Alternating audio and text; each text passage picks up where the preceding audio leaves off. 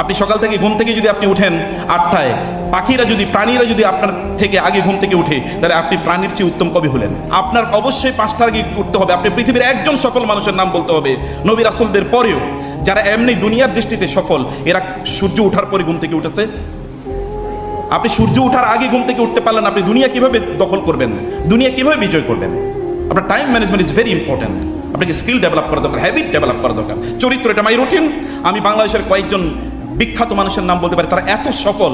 যেমন মেডিকেল কলেজের ডক্টর শাহ আব্দুল হান্নানের নাম কে না জেনেছে? শাহ আব্দুল হান্নান যখন মারা যায় তখনও তিনি প্রচণ্ড শক্তিশালী।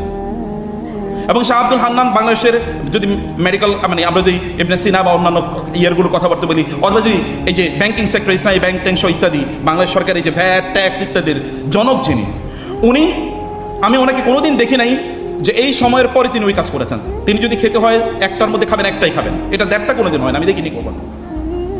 এই মানুষরা এমনি সফল হয় না। আপনাকে প্রচণ্ড নিজকে কন্ট্রোল করেন, নিজকে তত্ত্বাবধানের মধ্যে নিয়ে আসেন।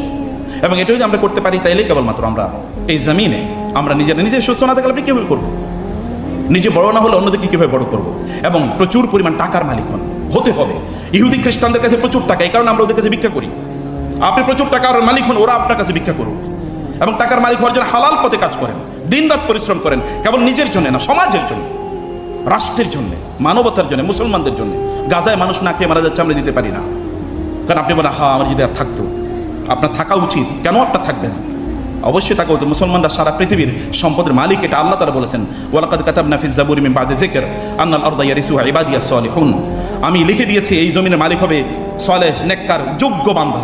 অতএব যোগ্যতা অর্জন করেন, আপনার প্রফেশনাল যোগ্যতা অর্জন করেন। আপনাদের পূর্বপুরুষরা গত 200 বছর না হলে মুসলমানদের পিছিয়ে আছে। তারা আগে দেখেন মেডিকেল সায়েন্সের আবিষ্কর্তা কারা। এমনকি রেসিডেন্সিয়াল মেডিকেল কলেজ হবে, সেখানে হসপিটাল ম্যানেজমেন্ট থাকবে, আলাদা আলাদা ওয়ার্ড থাকবে। এমনকি এখন এমন ধরনের কিছু সোয়াচে রোগের কথা তখন মানুষ জানতো, মুসলমানরা এসে বলছে এগুলো সোয়াচে না। টিকা আবিষ্কার করেছে মুসলমানরা। এমন অসংখ্য রোগ যেগুলো মানুষ চিন্তাও করতে পারতো না, যেগুলোর কথা কুষ্ঠরোগীদেরকে জীবন্ত হত্যা করা হতো, সেই রকম একটা জায়গায় এসে বলো না এটা কোনো ছোঁয়াচে রোগ না।